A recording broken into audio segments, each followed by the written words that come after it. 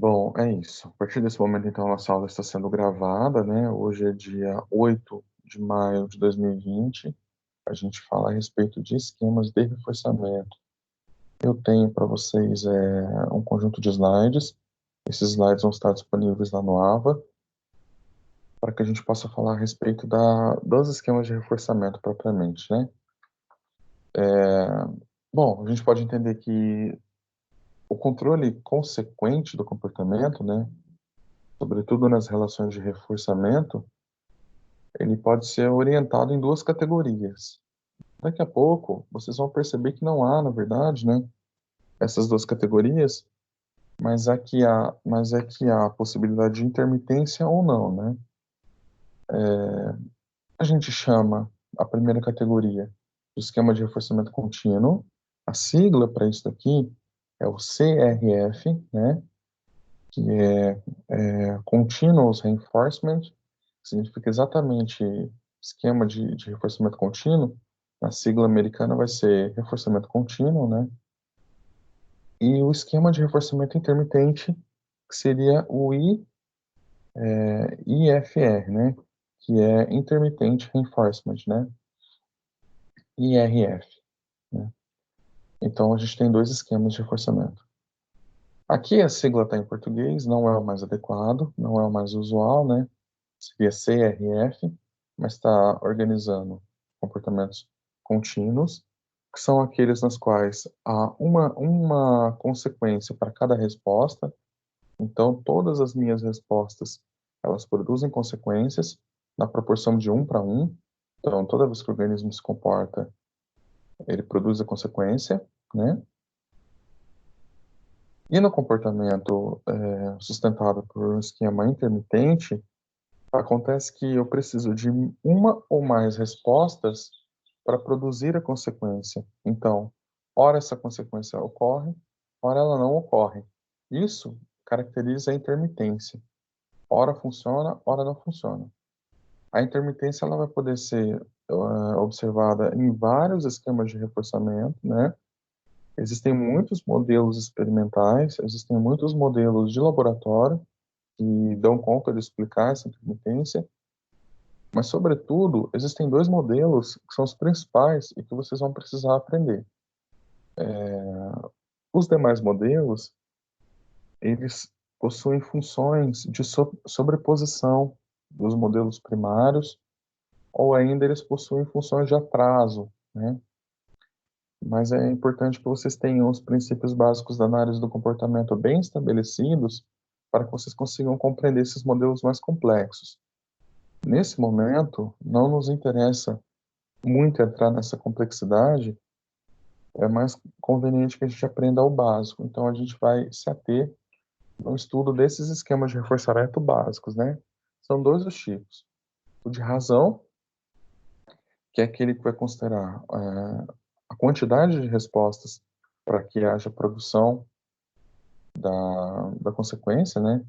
E a razão, por sua vez, pode ser organizada em razão fixa, na qual o número de respostas é fixado, e a variável, na qual o número de respostas ele é variado, mas ele possui uma média, né?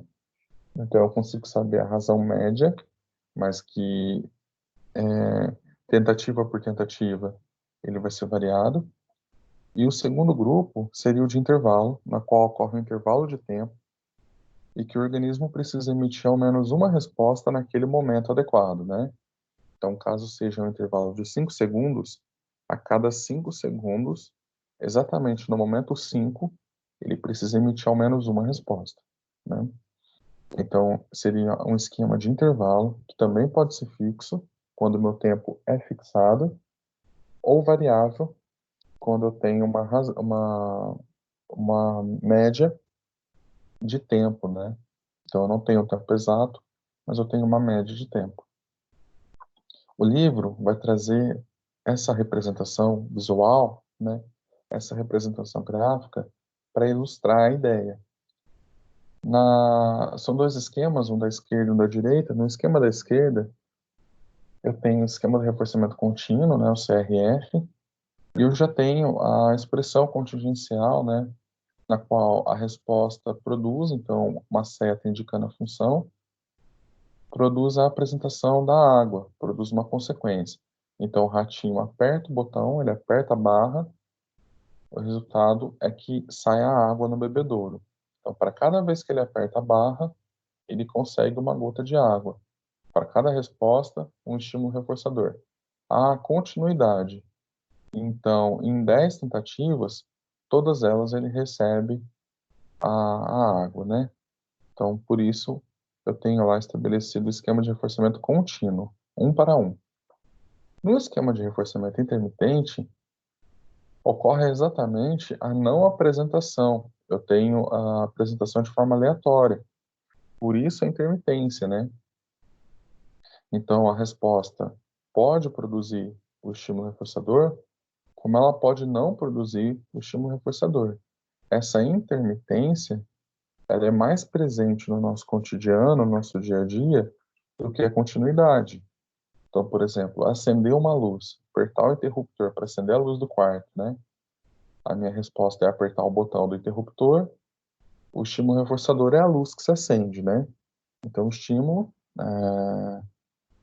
reforçando a resposta em reforçamento contínuo. Toda vez que eu aperto o interruptor, a luz se acende, um para um, né? Agora, outras coisas, por exemplo, não são assim. Acender uma churrasqueira. Não é imediatamente quando eu aperto um botão, sobretudo naquelas churrasqueiras mais clássicas, né? Não é imediatamente quando eu tento acender uma fogueira na churrasqueira, diferente de acender a luz, que aperta um botão, ela funciona. A fogueira não é assim. Na fogueira, eu preciso riscar um fósforo e arremessar ali sobre o carvão por mais de uma vez, ou eu preciso riscar a pederneira mais de uma vez, né? Então, ora eu emito a resposta e tenho o estímulo reforçador de faísca, né, ou de pequena chama. Ora eu tenho a resposta e eu não tenho a chama, eu não tenho a faísca. E eu preciso fazer isso uma série de vezes para que eu consiga acender a churrasqueira, para que eu consiga acender a fogueira, né? Então, esse seria um esquema intermitente. Eu preciso executar uma série de respostas para conseguir a consequência alvo, né? E a partir do momento eu começo a falar a respeito de alvo, no inglês a gente usa a palavra target, que significa alvo em português. Alvo em português fica um pouco estranho, mas seria algo como o comportamento desejado. Então, quando eu falo em resposta a alvo, eu estou falando aquela resposta exata desejada pelo experimentador ou pelo psicólogo que está orientando na clínica, né? Essa abordagem, essa escola filosófica, ela tem uma tentativa de estabelecer alguns controles, alguma precisão. Não é uma questão maquiavélica, no sentido de querer controlar o comportamento das pessoas de forma ditatorial, mas é uma questão com a precisão no sentido de estabelecer boa relação de causa e efeito, né? Então eu preciso ter uma boa precisão exatamente para garantir que aquilo que eu estou oferecendo para o meu cliente ou aquilo que eu estou fazendo no laboratório seja feito exatamente por mim e não por outras situações as quais eu desconheço, né? Então, o psicólogo analista do comportamento, quando ele vai para o consultório, ele procura garantias de que aquela ajuda que ele está oferecendo para o cliente, ela realmente seja de ajuda, né? E não outras circunstâncias que possam estar causando bem-estar. Veja, quando a gente trata de princípios comportamentais, é muito difícil que eu tenha esse controle e essa precisão. Diferente de uma terapêutica médica, né, na qual eu tenho o controle do remédio ou controle de um procedimento que executa uma alteração na realidade, assim, na física, e faz com que o comportamento da pessoa melhore. Na terapia psicológica, como eu lido com palavras, como eu lido com discursos, eu posso falar coisas para o meu cliente que, inclusive, pode piorar o quadro dele, né? Se eu não estiver atento nas palavras que eu estou usando ou nas ideias que eu estou tentando expressar. e, sobretudo, se eu não estiver atento na forma pela qual ele está absorvendo essas ideias, né? Eu posso falar uma ideia e ele entender de outra maneira. Ele pode não ter a mesma compreensão que eu tenho, né? E o pior, o contexto de melhora do cliente pode ser um que está fora do meu controle ou fora do meu campo de ação. Então, supondo que meu cliente vá até o meu consultório e chegando no meu consultório tem uma secretaria e nessa secretaria tem uma recepcionista e essa recepcionista conversa com o meu cliente, né, dependendo do estado que ele esteja mais agravado, muitas vezes a opinião da secretária pode influenciar sobre o meu atendimento, né? Eu tenho uma secretária muito otimista que conversa com os clientes e deixa com que eles fiquem mais animados, ele pode vir para a minha consulta mais animado e o benefício muitas vezes vai estar associado ao comportamento da secretária mais do que o da minha terapia, né? É óbvio, tô extrapolando a circunstância, mas isso pode acontecer no sentido de que as expressões humanas, elas são muito vastas, né? Muito abrangentes. Então, quando o Skinner propõe essa ideia do controle, a proposta dela é que o analista do comportamento tenha consciência do maior número possível de variáveis para que ele entenda exatamente o que está acontecendo na circunstância, né? Inclusive para que ele faça a distinção desse cenário que eu contei, na qual o contexto da própria clínica vai influenciar no tratamento, às vezes mais do que a própria palavra do terapeuta, né? Então, quando a gente fala em controle para análise do comportamento, o que a gente está dizendo é exatamente que eu tenho sob as minhas mãos, né, sob o meu controle, aquilo que está acontecendo, ou ao menos parte daquilo que está acontecendo, né? Controle absoluto, ele é muito difícil, é impossível quase, mas se eu tiver uma precisão maior dos elementos, eu consigo perceber o que está acontecendo, e aí eu consigo ser mais honesto ao oferecer uma boa análise do comportamento. No laboratório é a mesma coisa. No laboratório eu tenho uma precisão e um controle muito maior do que na prática, né? Mas essa ideia do controle, então, ela sempre advém dessa premissa de que o behaviorismo ele tenta relacionar termos, né? Então, faz parte da própria análise do comportamento você tentar relacionar termos. Num primeiro momento, a gente super simplifica tudo, né? A gente recorta a realidade de uma forma completamente artificial e arbitrária para olhar para as coisas em partes, para poder entender como essas partes funcionam, né? E depois a gente amplia esse olhar. E essa circunstância é a própria circunstância da realidade. Como quando, por exemplo, eu vou tirar uma foto do ambiente com o meu celular, é impossível eu tirar a foto da paisagem e do objeto ao mesmo tempo. Figura e fundo vão exigir níveis de foco diferentes. O zoom do celular, ele vai alterar.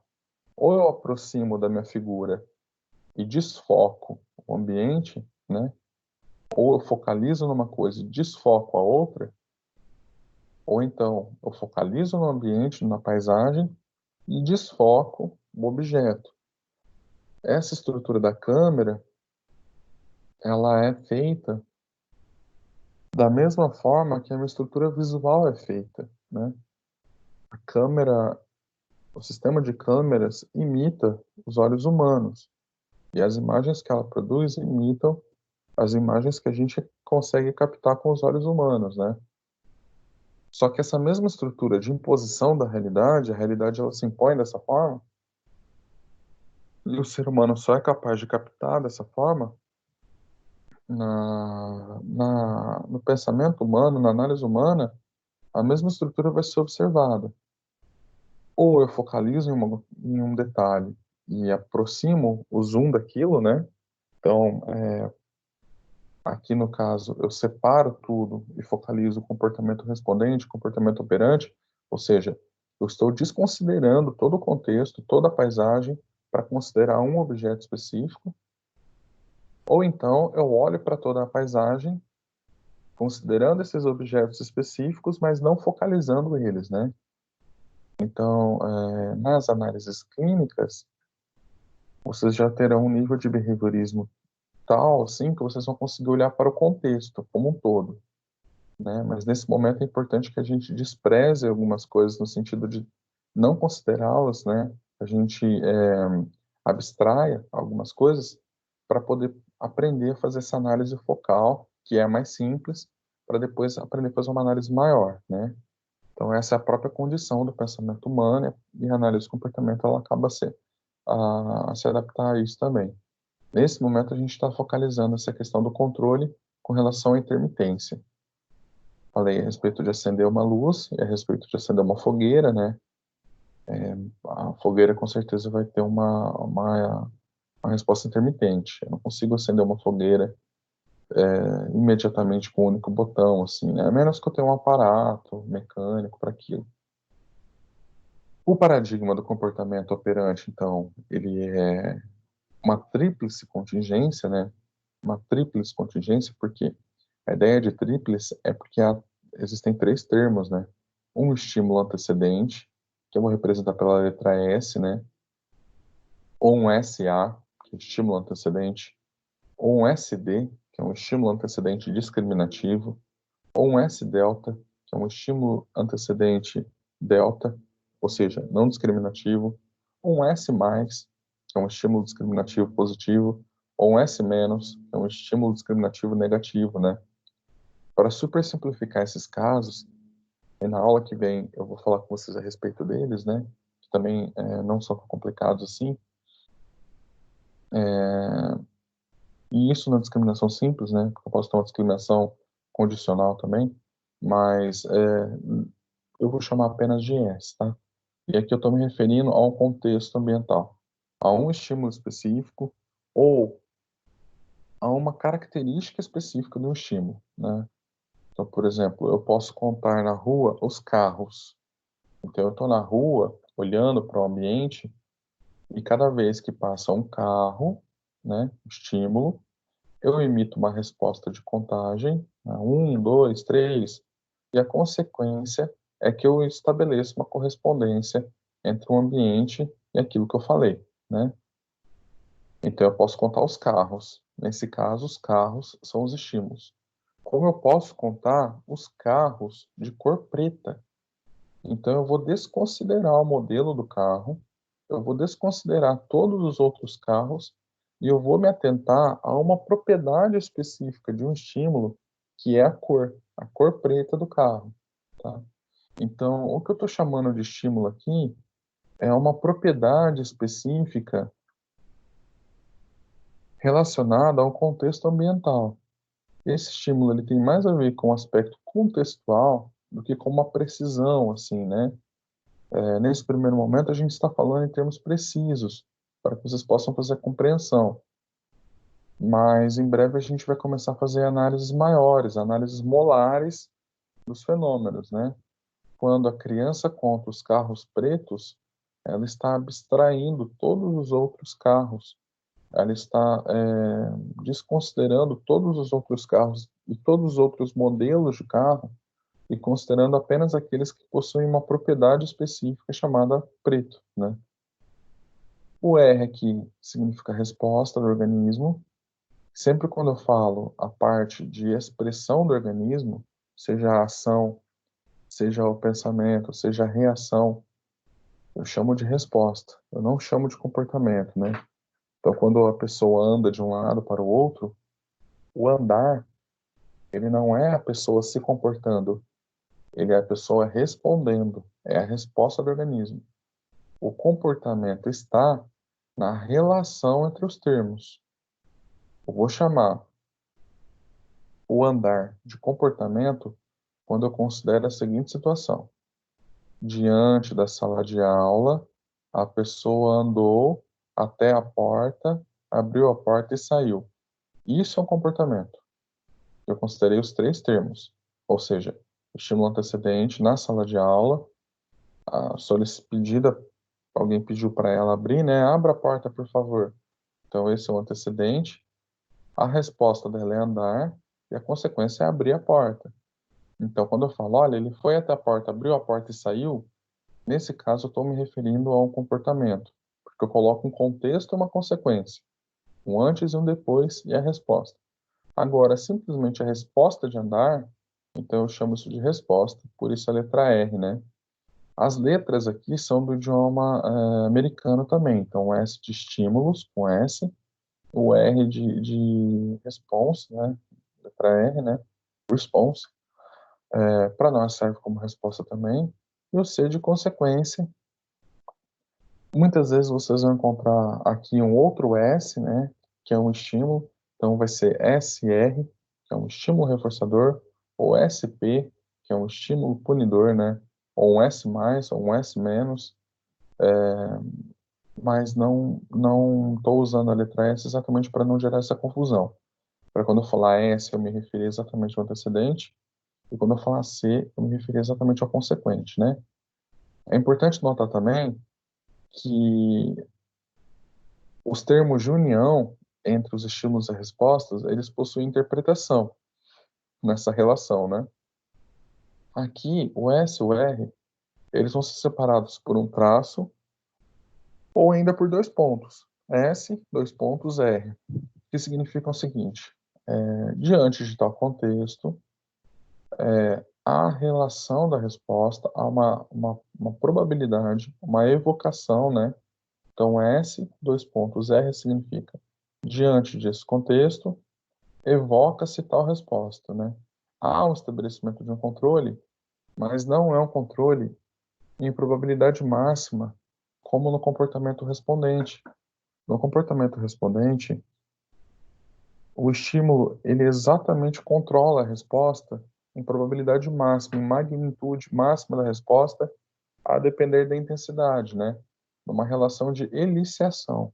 A palavra eliciar significa isso, magnitude máxima, né? Lá no comportamento respondente, quando eu bato com o martelo no joelho do sujeito, a perna estica. É um reflexo. Há uma eliciação. O martelo elicia a resposta de esticar a perna. Probabilidade máxima, né? Aqui isso não acontece. Aqui ele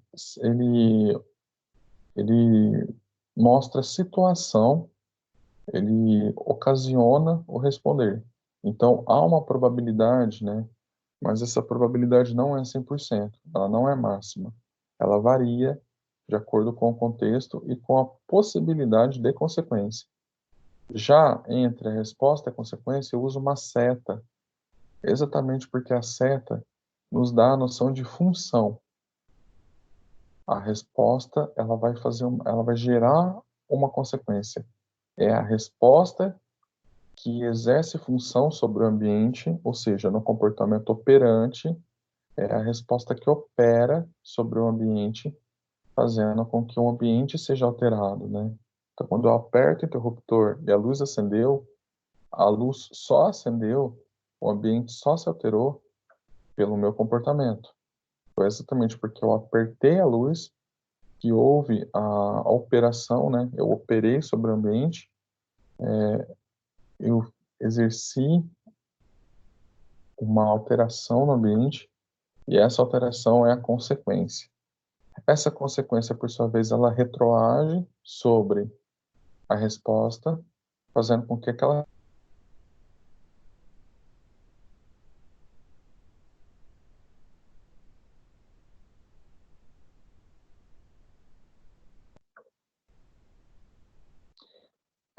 fazendo com que retroage sobre a resposta, fazendo com que ela seja aumentada no futuro, e também retroage sobre o ambiente, demonstrando qual é o contexto máximo probabilístico para que aquela resposta seja efetuada, tá?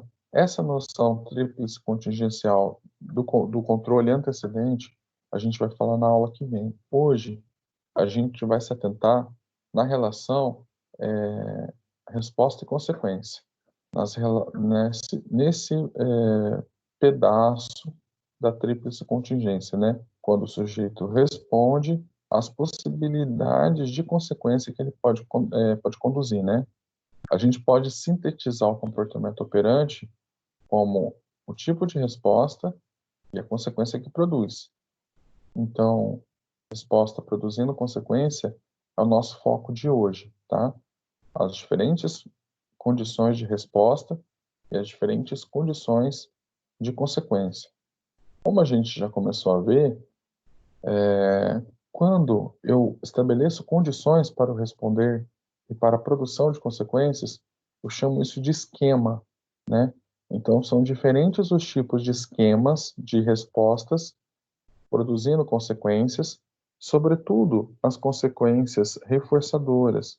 Isso porque os esquemas envolvendo punição, eles teriam como consequência a redução da resposta, né? E aí, qualquer que fosse a punição instalada, o resultado final seria zero respostas. Então, um esquema punitivo, por assim dizer, se existisse, ele teria sempre o mesmo resultado. Aplicadas algumas punições, o organismo pararia de se comportar, porque a resposta ela tende a cair de frequência, e aí, parando de se comportar, o esquema é interrompido. Então, a gente não fala em esquemas de punição. A gente não fala isso. Exatamente porque não tem como estabelecer um que você possa observar, né? A gente fala sempre em esquemas de reforçamento. Então, eu estou falando exatamente de condições do responder que vão produzir consequências reforçadoras, né? Que vão retroagir sobre essa resposta, fazendo com que ela aumente em frequência. Então, estão estabelecidos os esquemas.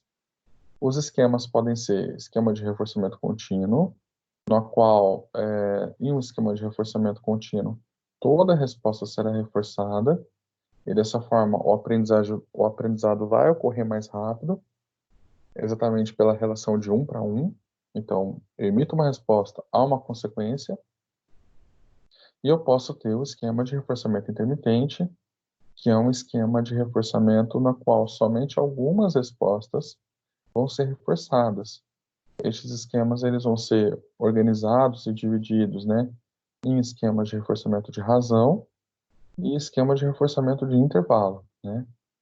Nos esquemas de reforçamento de razão, o reforço é apresentado após um determinado número de respostas. Eu vou chamar de taxa de respostas o número de respostas por segundo, né, ou por minuto, ou por hora. Ou seja, o número de respostas dividido no tempo, eu chamo isso de taxa. Uma taxa alta significa uma quantidade acelerada de respostas. Uma taxa que vai aumentando significa que as respostas estão também aumentando no tempo, né? Estão acelerando. Uma taxa que vai diminuindo significa que as respostas estão diminuindo no tempo. Então, elas estão realmente freando, né? Elas estão desacelerando, né? E essa taxa, comparativamente, vai me dizer quanto o organismo está trabalhando ali, o quanto ele está fazendo.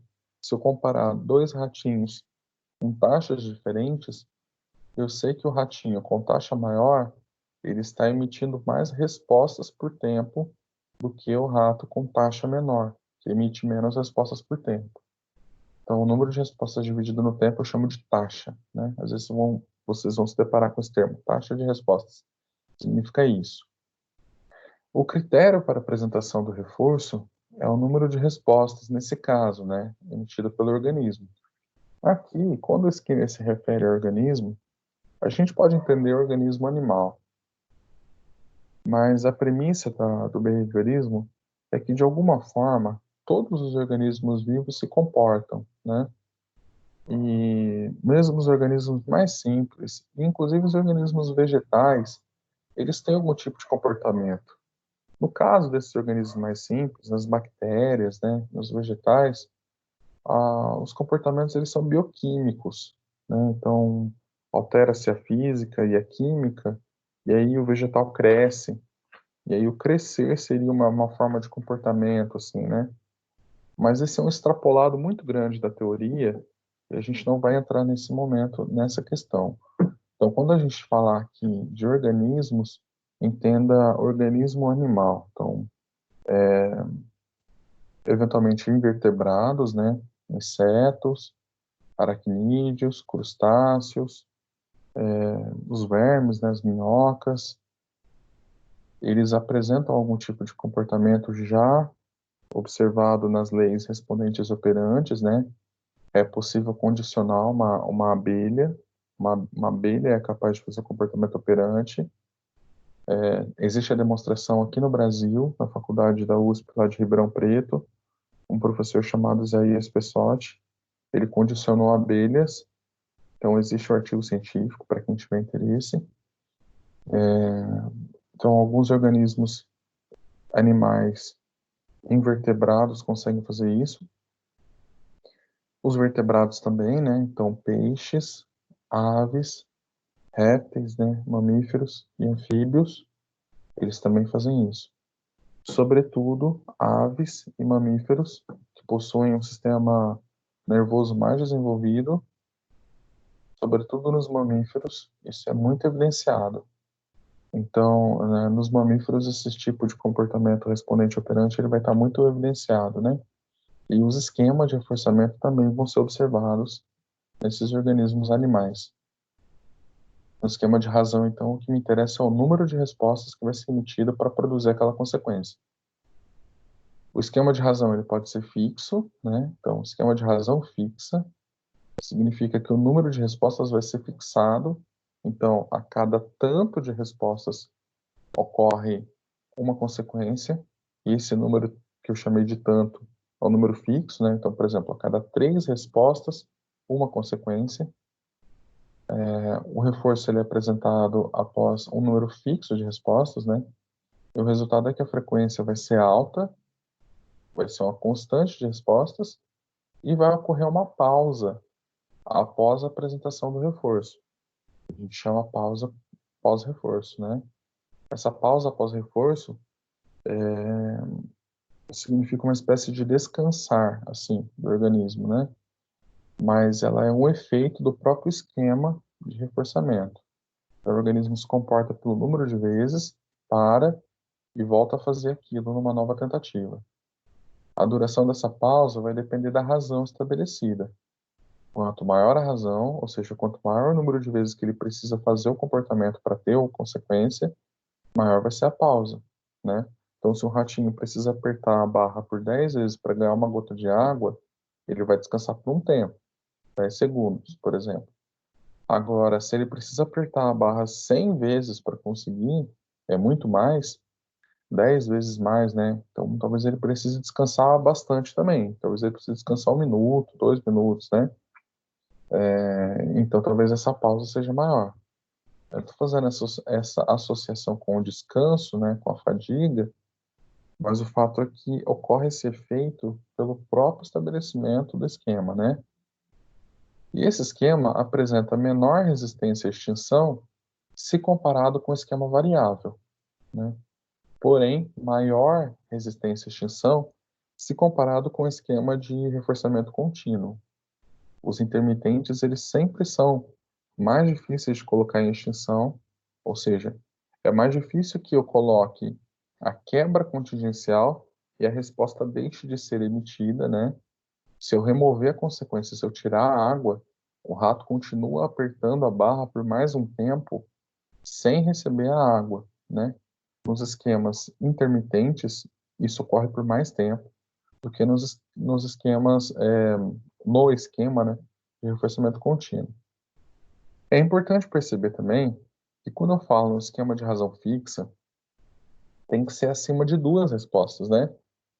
Uma razão fixa tem que ser acima de 2. Apertar 2 vezes para ter uma consequência, para que eu possa ter intermitência, né? A primeira não funciona, a segunda funciona. Se eu estabelecer um esquema de razão fixa de 1 para 1, eu estabeleci um esquema de reforçamento contínuo. E isso eu disse para vocês no começo da aula, eu falei, a gente está dividindo em 2 agora, mas na verdade não tem. É porque o esquema de reforçamento contínuo, ele é uma razão fixa. Ele é uma razão fixa do tipo 1 para 1. Toda vez que eu aperto, eu recebo, né? Então ele é um esquema de razão fixa, mas ele não é intermitente. Ele passa a ser intermitente a partir de 2 vezes, né? A partir de 2 vezes. Na razão variável, a mesma coisa, né? A partir de 2 vezes para cada resposta é que ele passa a ser um esquema de razão variável. Na razão variável, o reforço é apresentado após um número variável de respostas. Mas o número variável de respostas que vai ter uma média. Então, eu posso programar a minha sessão num esquema de razão variável 2. Isso significa que, em média, cada tantos de vezes que ele apertar, ele vai receber a cada 2 vezes, né, na média, ele vai receber o reforço. Então pode ser o seguinte, ele pode receber na primeira vez que ele aperta, então uma tentativa, e aí o próximo número deve ser um número que, somado ao anterior, faça uma média 2, né? Então, dois números dividido por 2, porque foram 2 tentativas, seja igual a 2. Então, se na primeira vez ele ganhou na primeira tentativa, na segunda vez ele vai ganhar na terceira tentativa, né? Então, isso faz com que a razão variável seja incontrolável para o organismo o momento exato que ele vai receber. Inclusive, faz com que essa variação seja muito longa, né? Então, por exemplo, na razão variável, se eu fizer uma razão variável igual a 5, significa que, em média, na quinta vez ele recebe, pode ser em cada uma dessas 5 tentativas. Ele pode receber na primeira, na segunda, na terceira, na quarta e na quinta. Se ele receber na quinta, na próxima tentativa, ele poderá receber na quinta também, mantendo a média, né? 5 mais 5, 10, dividido por 2, que foram 2 tentativas, média 5. Agora, se ele receber na primeira, eu vou ter uma lacuna aberta de 10 tentativas para que, somando 1 mais 9 dê o número 10 e dividido por 2 dê a média 5. Então, se ele receber na primeira tentativa, a segunda tentativa, o segundo reforço, vai precisar ser disposto lá na nona tentativa para poder fechar a média 5. Isso faz com que a amplitude na razão variável entre uma resposta reforçada e outra seja muito grande. Então, quando eu abro aqui a média da razão variável, uma razão variável igual a 10, significa que ele pode ficar até 9 tentativas sem ganhar. Ele pode apertar 9 vezes sem ganhar. Uma razão variável igual a 100 significa que ele pode ficar até 99 vezes sem ganhar, né? Eu posso fazer esses números de forma aleatória num programa, de forma que ele tenha períodos grandes nos quais ele vai responder sem ganhar, né? Sem ganhar o reforço, sem ganhar a consequência, sem ganhar a água. Isso faz com que a razão variável ela coloque o organismo a trabalhar muito mais, né? O resultado é que a frequência da resposta é muito alta, mais alta de todas, né? Exatamente porque quanto mais rápido ele apertar, mais rápido ele atinge o critério, então ele vai ter uma alta frequência, ele vai ter uma aceleração, né? Eu percebo essa aceleração conforme a instalação do esquema, né? E não tem aquele efeito de pausa após o reforço. Não percebo aquele efeito de apertar tantas vezes e pausar. O responder, nesse caso do esquema, ele é estabelecido numa constância alta, né? Aqui, e o organismo também entra em fadiga, então há uma aceleração até que a fadiga comece a aparecer, né? E aí essa aceleração ela tende a se estabilizar. O organismo tende a manter uma constância, né? Durante algum tempo. Como eu disse, na razão fixa, eu percebo essa pausa após reforço, posso interpretar como uma espécie de descanso, mas não é exatamente o descanso, mas é o próprio estabelecimento da razão, né? É o próprio estabelecimento do esquema. Na razão variável, eu não observo isso pelo próprio estabelecimento do esquema. E aqui, a resistência à extinção é maior do que no esquema de razão fixa, e é maior do que no reforçamento contínuo. Os outros esquemas de reforçamento são esquemas de reforçamento intermitente. Então, a apresentação do reforço depende de uma passagem de tempo, ou seja, do intervalo de tempo, né? Por isso que eu chamo de intervalo. Não confundir esquema de reforçamento de intervalo com o esquema de reforçamento de tempo. O esquema de reforçamento de tempo, ele não é contingencial. Ele é utilizado em algumas situações muito específicas, né?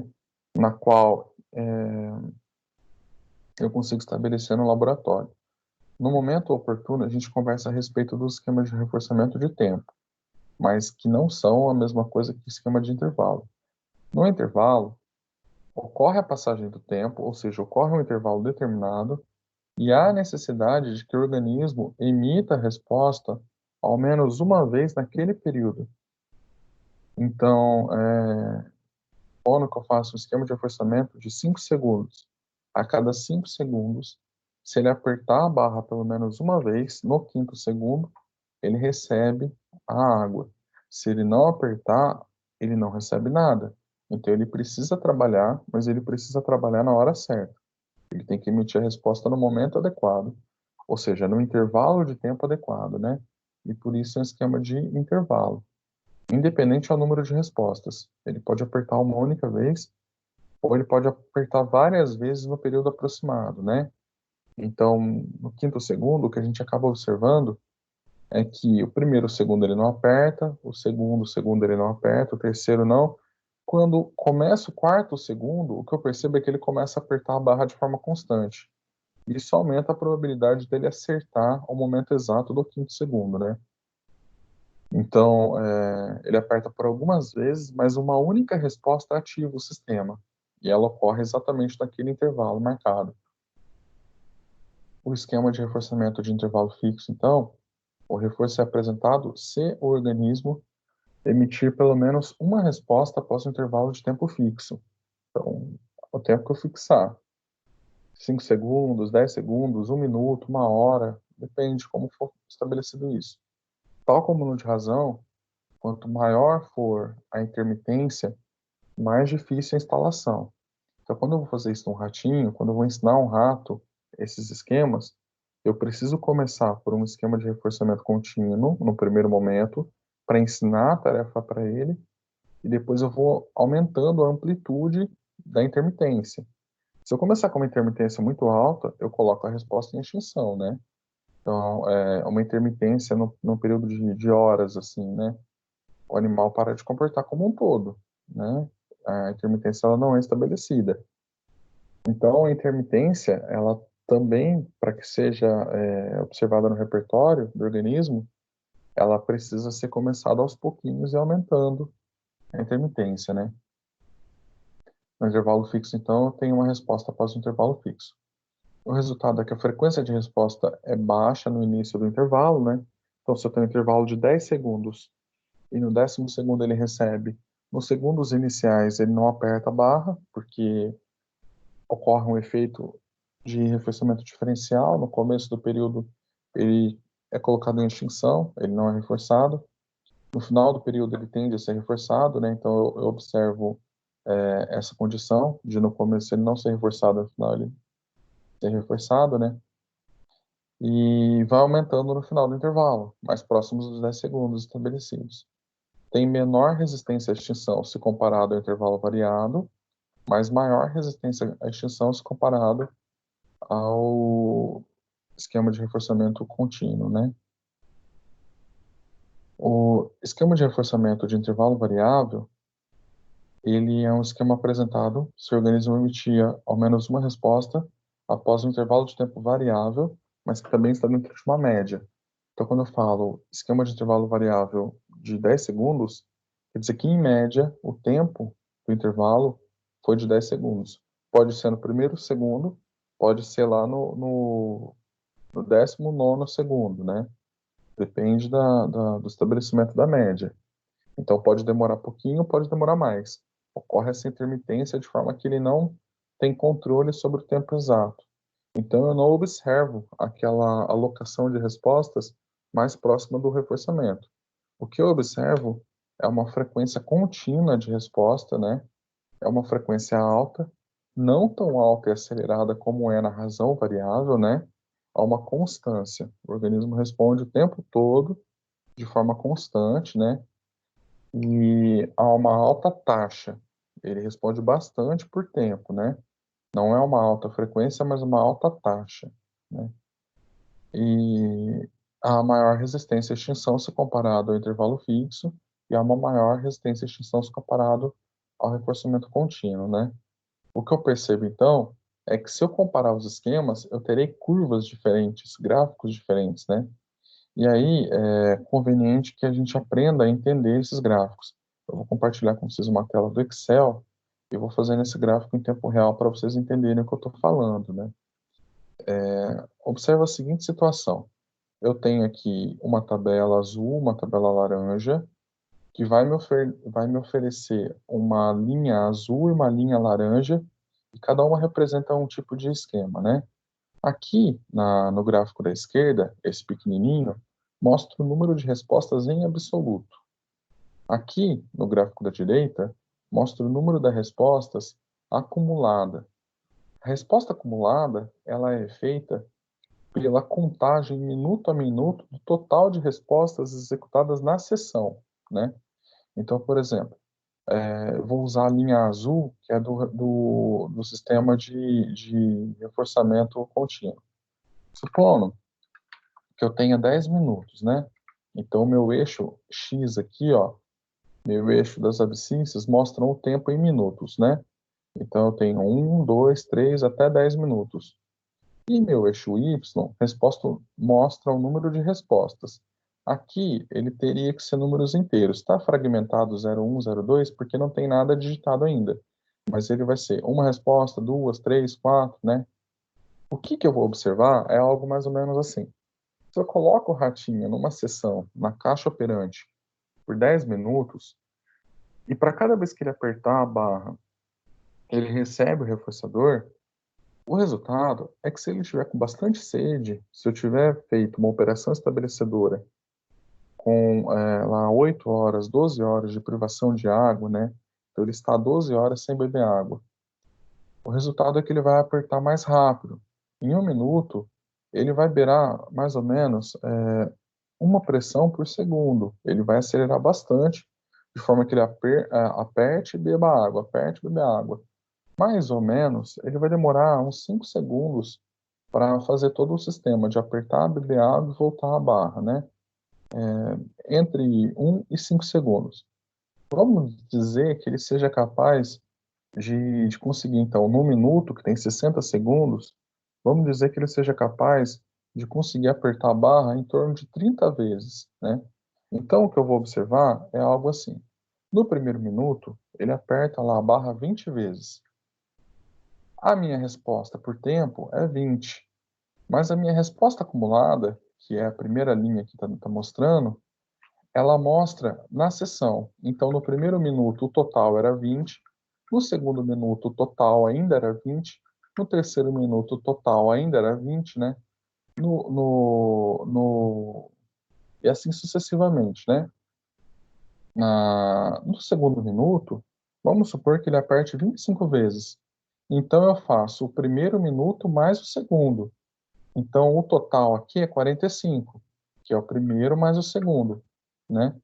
No terceiro minuto, vamos supor que ele aperte a barra mais 15 vezes. Então, é o primeiro mais o segundo mais o terceiro. A curva acumulada no terceiro minuto é a somatória, é 60. E se a minha sessão parar aqui, ele também vai parar no 60, né? Então, a curva acumulada sempre mostra o resultado total por tempo, né? E assim sucessivamente. Então, eu vou contabilizando o número de vezes que o ratinho foi capaz de apertar. Eu vou contabilizando o número de vezes que o ratinho foi capaz de apertar ali a barra, né? E no resultado da contagem, o que eu tenho é exatamente esse efeito, que eu vou somando os resultados. Pronto. No final da sessão, então, ele apertou a barra 240 vezes, obteve 240 reforços, numa média ali de 30 vezes por minuto, né? Se eu fizer um gráfico considerando apenas as respostas em absoluto, apenas o número de respostas, o que eu tenho é um gráfico irregular. O que eu percebi é que ele começou com um número, caiu a velocidade, acelerou, caiu de novo a velocidade, acelerou. Isso aqui não me diz muito a respeito do comportamento do organismo na sessão, né? Porque pode ocorrer uma regularidade. Se eu estiver olhando por minutos, eu consigo observar que foi irregular. Agora, a curva acumulada, ela tem uma vantagem que é o seguinte: como ela soma resultado minuto a minuto, ela vai sempre estabelecer uma crescente. E aí eu consigo observar a seguinte condição. Se essa crescente se aproximar de uma linha imaginária de 45 graus, né? Vamos supor que existe uma linha imaginária de 45 graus, que vai dessa diagonal até essa, né? 45 graus seria uma linha que cruza, corta o gráfico de um lado, de um extremo ao outro, assim, né? Quanto mais próximo dessa linha de 45 graus, mais estabilizada é a taxa de respostas. Quanto mais inclinada, ou seja, quanto mais próxima da verticalidade, próxima do eixo Y, portanto, mais acelerada é a curva, né? Quer dizer que a taxa foi aumentada, maior é a taxa. Quanto mais próxima do X, ou seja, menor que 45 graus, menor a taxa, tá? Então eu consigo comparar duas curvas de taxas diferentes. Se o primeiro ratinho trabalhou com uma média 30 e o segundo trabalha, por exemplo, com uma média 20, eu consigo observar a comparação de qual rato trabalhou mais diretamente a partir da minha curva acumulada, né?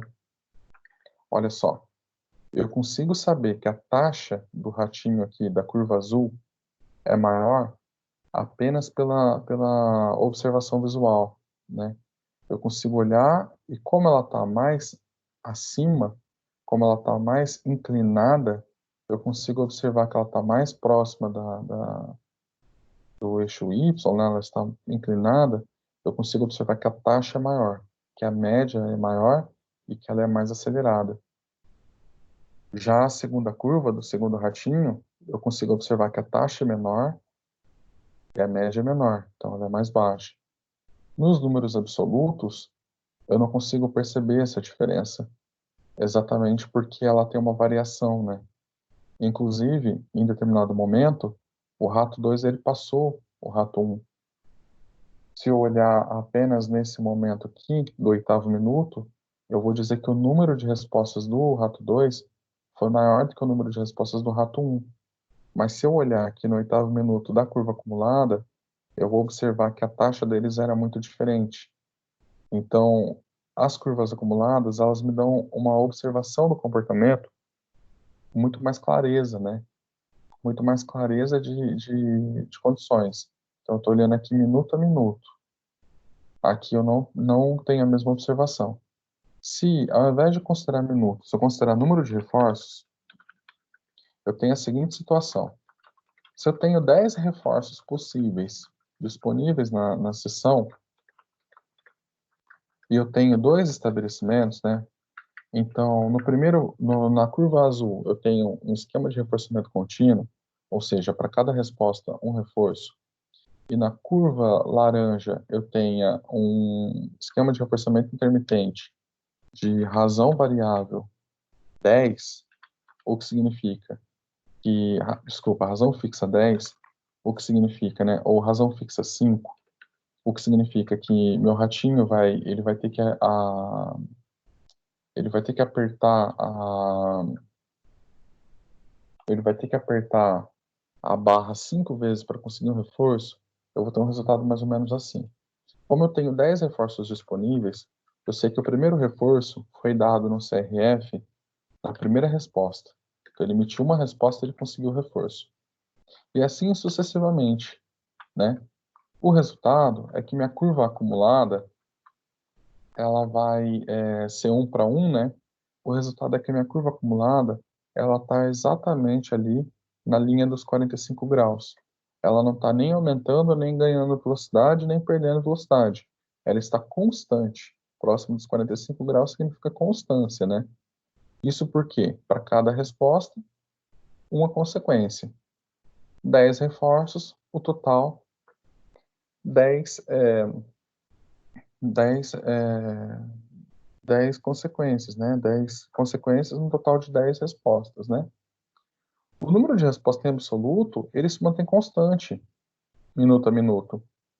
Então, se eu fizer só o registro das respostas e jogar no gráfico, eu não percebo a continuidade. Quando eu jogo isso numa curva acumulada, eu percebo a inclinação e, portanto, eu consigo compreender que houve uma constância. Ali, no esquema de reforçamento intermitente de razão variável igual a 5, né? De razão variável, de razão fixa, desculpa, igual a 5, o que eu vou ter é que ele precisa apertar 5 vezes a barra para conseguir o primeiro reforço. Na segunda tentativa, a mesma coisa, 5 vezes para conseguir, e assim sucessivamente, de forma em que a condição seja que no final ele precisou apertar 50 vezes para conseguir o mesmo número de reforços 10 que ele precisaria apertar para conseguir o número 10 no esquema de reforçamento contínuo, né? Se eu faço a observação do número em absoluto, eu não percebo diferença, porque ambos foram constantes, né? Como é uma razão fixa, eu não percebo a diferença. Mas se eu coloco isso numa curva acumulada, eu consigo perceber que a taxa de respostas é muito maior na intermitência de razão fixa. Como ele tem que apertar 5 vezes para cada reforço, ao longo de 10 reforços, a inclinação é muito maior, é muito mais próxima do eixo Y.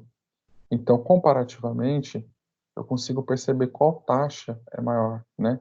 Quanto mais alta for a curva, mais para cima, maior a taxa. Isso se eu considerar essa condição, né? Mas eu posso ainda estabelecer uma outra condição, que é a seguinte: eu posso calcular a média dessa circunstância, né? Nesse caso, se eu calcular a média dessa circunstância, eu vou ter a seguinte condição.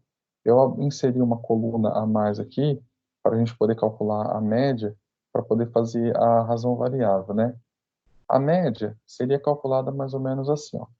Seria igual a soma, né, do número de respostas apresentadas no período, né? Então, a soma desse número de respostas aqui do período, dividido, a barrinha significa dividido, pelo número de períodos, né? Então, são 10 vezes. Então, é o número total dividido por 10. Eu tenho a média. Nesse caso aqui, a média é uma média 5, né? Eu vou deixar a cor aqui pintada em 5, né? E aqui a mesma coisa, né? Eu consigo estabelecer a média da mesma forma. Seria igual a soma, né, do período. Isso aqui dividido pelo número de condições do período e, portanto,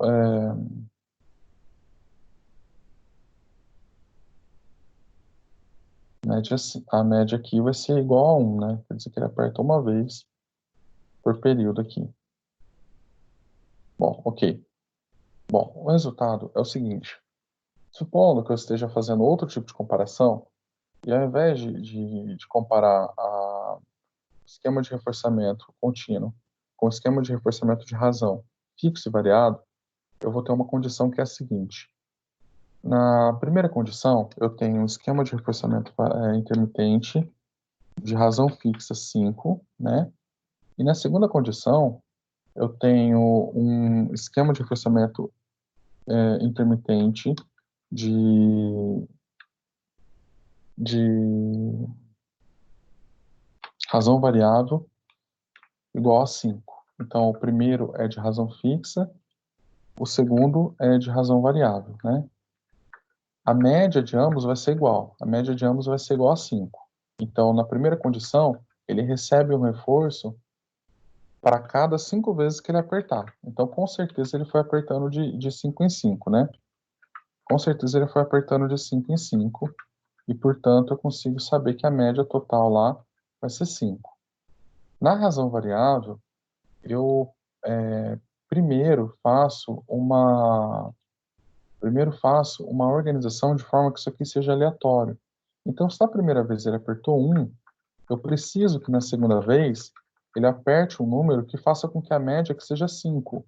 Então, eu preciso somar esses dois e dividir para que a média seja 5. Então, vamos supor que ele aperte 9 vezes aqui. A média se mantém 1. Então, aqui, a somatória dos números ela é aleatória para que eu consiga estabelecer a média alta como eu preciso, né? Olha como vai ficando isso.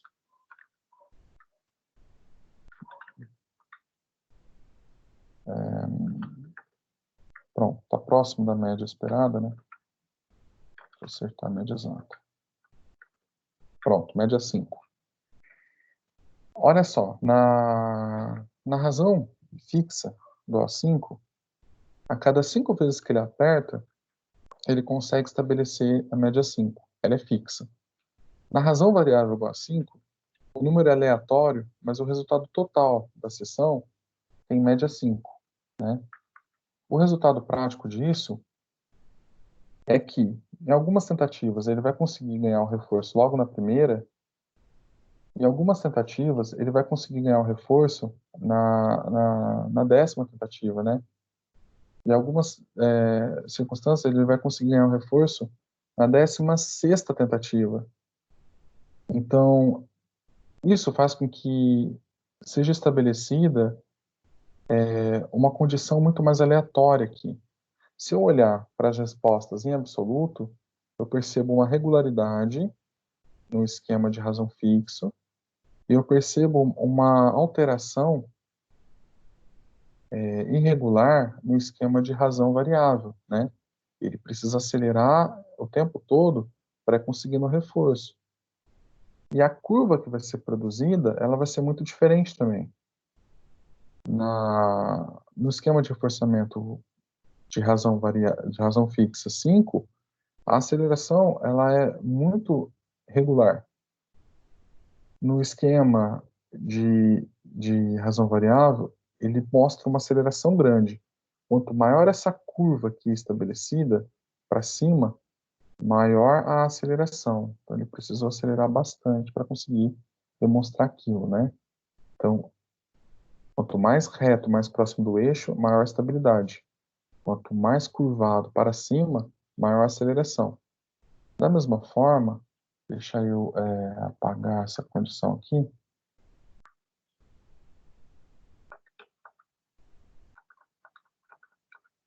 O Excel está travando. O Excel está travando, ele não está mais executando o que eu estou pedindo.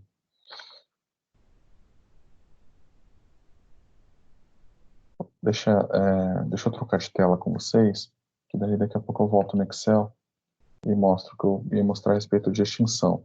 Mas deixa eu mostrar os efeitos das curvas. Então, agora que a gente consegue compreender o que é, a gente consegue ver aqueles efeitos comportamentais. Que é isso daqui, ó. Essa aqui é uma curva acumulada, né? E mostra uma razão fixa, FR, né? Razão fixa. E mostra exatamente os platôs de extinção ou momentos no qual houveram pausas, né? O risquinho cortando a curva mostra quando houve o reforçamento. Então, eu coloco o ratinho a trabalhar em razão fixa. Aqui, na ordenada, né, no eixo Y, eu tenho a frequência das respostas acumuladas. No eixo X, eu tenho o tempo da sessão, né? Então, conforme o tempo vai passando, ele vai aumentando o total de respostas acumuladas, somando minuto a minuto. E eu tenho uma alta aceleração, porque está bem inclinada a curva, né? Próxima ali do Y. E eu tenho momentos que, após o reforço, ele deixa de se comportar. Então, cai a aceleração. Ela volta a ser uma reta paralela com o eixo X. Cada vez que isso aqui fica paralelo com o X, significa que ele parou de acelerar, ele parou de subir. Então, ele foi reforçado, no reforço ele parou. Isso é a pausa após reforço. Então, ele pausa, aí ele pausa de novo, aí ele pausa de novo. A curva acumulada, então, na frequência acumulada do esquema intermitente de razão fixa, ele vai produzir isso. Uma aceleração alta com pausas pós-reforços, né? Então, ele faz, para. Ele tem esse padrão comportamental, né? Na razão variável, eu tenho uma aceleração muito mais alta, a curva ela é muito mais inclinada, né, próxima do eixo Y, quer dizer que ele é mais, a taxa maior, né, ele é mais acelerado, a taxa maior. E após os períodos de reforçamento, eu não observo a pausa após reforço. O comportamento é quase que contínuo. Ele tem momentos de desaceleração, na qual a taxa decai, né?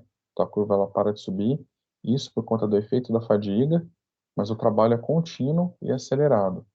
A disposição do reforço, tal como eu mostrei para vocês naquele gráfico laranja, ele é variado, então ele pode ocorrer na quinta tentativa, ele pode ocorrer na 16ª, desde que a média total esteja dentro ali da minha razão, no caso era uma razão 5, né? Quer dizer que a média total era 5, mas o número era variado, o número era aleatório. Então, o resultado é que eu tenho esses espaçamentos aqui. Então, eu posso ter reforços que ocorrem muito próximos, eu posso ter reforços que ocorrem muito distantes, a depender da razão, né? Só quanto maior a razão, maior a distância que vai ser possibilitada, né? Maior a intermitência. Nos esquemas de intervalo, eu tenho um efeito diferente. A taxa ela é menor, proporcionalmente menor, né, do que se comparado com os esquemas de razão, porque não importa que o organismo se comporte muito, que ele tenha uma taxa alta, né, que ele tenha muitas respostas por segundo. O que importa é que ele aperte a barra na hora certa. Então, o que eu observo é que a curva segue parada, né, e aí ela ganha velocidade conforme está próximo do tempo. Então, se supondo que essa curva seja disposta em segundos e que a cada 5 segundos ele ganha reforço, o que eu tenho aqui, ele anda 5 segundos, reforça, anda 5 segundos, reforça, anda 5 segundos, reforça. E aí o que eu vejo é um escalonamento, né? O escalope da curva significa exatamente essa barriga feita, né? Exatamente porque ele para de se comportar no período do início do tempo e começa a se comportar no final. Então, 0 segundos, 1, 2, 3, a partir do terceiro ele começa a apertar a barra para que quando chegue no quinto segundo ele seja reforçado. Foi reforçado, ele para de apertar novamente, né? Então, aqui a curva está fazendo uma barriguinha para baixo para acentuar essa ideia de que ela para. Mas essa curva acumulada, ela é reta, tá? Ela não faz uma barriga para baixo, ela faz uma reta, assim, né? No desenho mesmo, se vocês fizerem no Excel, ele faz uma reta. Então, ela faz assim, uma reta, acelera, uma reta, acelera, né? Então, no próximo intervalo é a mesma coisa. 1, 2, 3, e aí, então ela acelera. 1, 2, 3, então ela acelera. E eu também observo o período de pausa após reforço. Essa pausa após reforçamento, ela ocorre exatamente pelo efeito diferencial, né? Aqui ele não tem reforço, então a frequência cai. Próximo desse período ele tem reforço, então a frequência aumenta. E o ratinho, ele acaba estabelecendo meios de contar o tempo. Então você vai começando a perceber um padrão de contagem de tempo. Então ele dá uma voltinha na sala, ele coça a orelhinha, ele faz alguma coisa ali para matar o tempo, daí a pouco ele vem e aperta. Como se ele tivesse uma condição, uma noção de aprender o tempo, a hora certa de apertar. Ele não fica testando ali o tempo todo. Ele passeia pela sala e na hora certa ele vai lá e aperta. E aí ele consegue. Isso ao longo das sessões, né? Demora meses para ensinar isso para o ratinho. Demora, não é imediatamente que ele aprende como ser humano, né? Então, na primeira sessão, não tem uma plasticidade clara, assim, uma adequação clara ao esquema. Mas conforme ele faz isso muitas e muitas vezes, chega um momento que ele aprende a contar o tempo e aí ele faz com clareza a adaptação comportamental ao reforço. Em todos esses esquemas de reforçamento intermitente, o que eu estou observando é o efeito da consequência não responder. É exatamente porque tem o reforço aqui é que ele faz isso, né? É o reforço que controla a taxa de respostas, que controla a frequência de respostas. Então ele faz exatamente esse movimento aqui, escalonamento, no intervalo fixo, né? A cada tantos segundos, com certeza. No intervalo variado, ocorre aquela mesma intermitência irregular, porque a média vai ser daquele jeito, né? Então, no intervalo variado de média 5 segundos, significa que mais ou menos a cada 5 segundos ele recebe. O resultado é que eu não tenho escalonamento, porque se eu deixar de apertar no segundo 3, por exemplo, pode ser que naquele segundo eu fosse reforçado. Então, o que eu tenho é um ratinho tentando, segundo a segundo, ser reforçado ali. Então, eu tenho uma continuidade muito grande do responder, com poucas pausas, porém, eu não preciso apertar de forma muito acelerada. A depender do intervalo que eu colocar aqui, se eu colocar intervalo de minutos, eu posso apertar a cada 10 segundos, que eu ainda vou acertar. A chance de acertar é grande, né?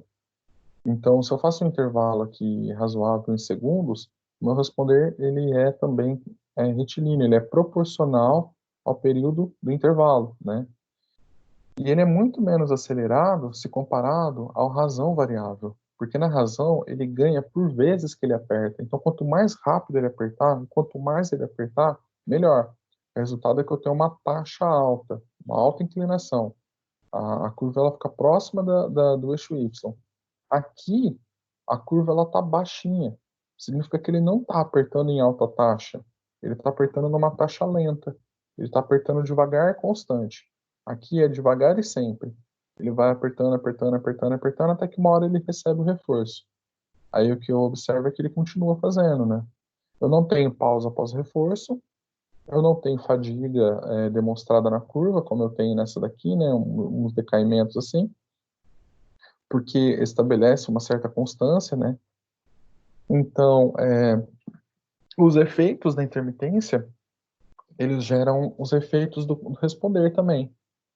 Intermitências baseadas na razão variável fazem com que a taxa seja alta e que a resposta seja intensa. No intervalo variado faz com que a taxa seja baixa e a resposta seja constante, né? E esses efeitos vão ser observados depois lá na, na aula de vocês, eles vão ser observados depois no próprio comportamento animal. Aí agora faz sentido um vídeo que eu subi para vocês, que se eu não me engano está aqui, ó, no encontro 7. Eu coloquei um vídeo dos ratinhos trabalhando e disse que na hora certa eu ia mostrar o que eles significam, né? Esse canal aqui que vocês vão ver, que é o Walden 4, é o canal do professor Moreira, que é um dos autores desse livro, né? Ele vai fazer uma comparação entre intervalos, entre o nível operante e os intervalos do comportamento. Deixa eu ver se tem outro aqui. Tem só os esquemas de reforçamento. E não tem o nível operante e nem a CRF, tem só os esquemas. Que é este daqui, né? Isso, deixa eu dar o play aqui. É o seguinte, esses ratinhos já tiveram algumas sessões. Eles não são ingênuos, né? Eles já aprenderam a apertar a barra e eles já estão instalados no sistema de reforçamento. Então eu tenho comparativo, né? Eu tenho duas linhas e duas colunas. Na linha de cima, eu tenho os esquemas de reforçamentos intermitentes de intervalo. Então, os de letra I, né? Intervalo fixo, intervalo variável, de 1 minuto e 1 minuto. Na linha de baixo, eu tenho os esquemas de razão. Fixa 10, quer dizer que ele tem que apertar 10 vezes para receber. E razão variável 10, quer dizer que ele tem que apertar em média 10 para receber, né? E aí eu consigo observar o exato comportamento dos ratinhos, tal como aquela curva descrevia, tal como aquela curva demonstrava. Olha só. Esse rato que está em intervalo fixo de 1 minuto significa que ele tem que apertar uma vez a cada minuto para ganhar água. E aí o que eu vou observar é que a taxa de respostas dele é muito baixa. Ele passeia pela sala, ele fica paradinho, porque ele está aguardando aquele minuto acontecer. Quando aquele minuto acontece, ele vai lá, aperta e bebe a água. Depois ele dorme. Ele encosta aqui, ele dorme, ele passeia. Porque não adianta ele apertar muitas vezes que não acelera o processo. Então, pelo oferecimento da consequência, eu tenho a plasticidade da resposta. A resposta se adapta à própria consequência, né? Eu posso fazer uma inferência de que o rato sabe o que está acontecendo? Provavelmente ele não sabe. Provavelmente ele não tem uma cognição que diga para ele, olha, é melhor esperar, como o ser humano seria capaz de fazer, né? Não é isso que ocorre. O que ocorre é que há uma adaptação. O ser humano faz isso também. Mesmo sem querer, mesmo sem planejar, Se a gente entra num hábito, numa rotina de acordar todo dia, na mesma hora, é bem comum que a gente acorde, desperte e desligue o celular ou o despertador antes do despertador tocar. Sobretudo, se o estabelecimento ali da ordem daquele comportamento seja de importância. Eu atendia na clínica um rapaz que estava fazendo um serviço militar, ele estava no tiro de guerra, e era muito importante que ele acordasse todo dia às 4:30 da manhã. Porque se ele não acordasse, ele perderia o dia lá e isso resultaria numa punição para ele. Sem falar também que ele gostava daquilo. Então, ele se sentiu humilhado por não conseguir acordar. Então, perceba que há uma operação estabelecedora na qual o acordar cedo naquela hora era importante. O resultado, com o passar do tempo, é que ele entrou no esquema de reforçamento, né?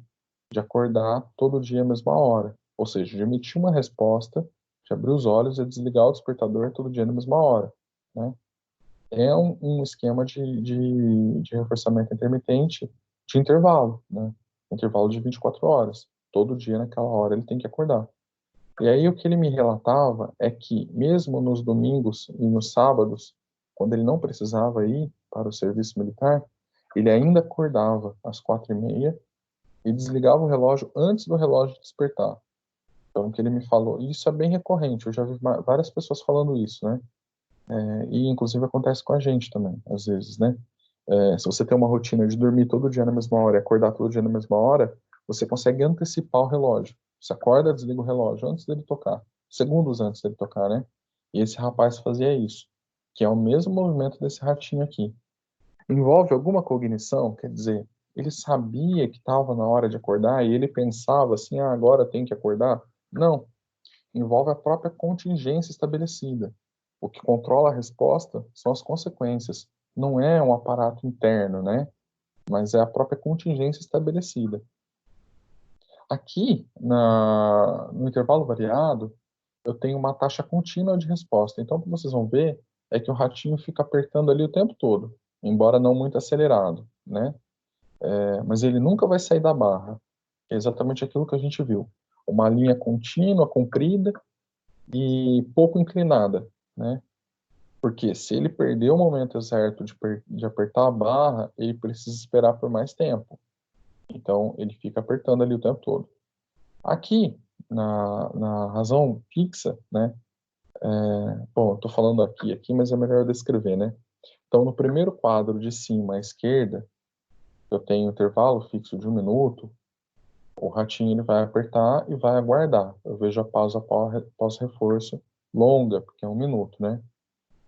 Na, no segundo quadro, da primeira linha à direita, com a luz amarela, eu tenho um intervalo variado de 1 minuto, o que eu vejo é uma taxa de respostas contínua, mas pouco acelerada, né? Ele vai responder constantemente, para não perder o intervalo.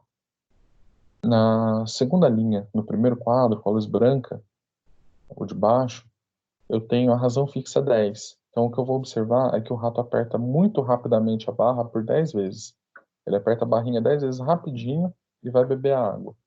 E depois que ele bebe, ele não volta a apertar rápido, né? Ele faz a pausa após o reforço.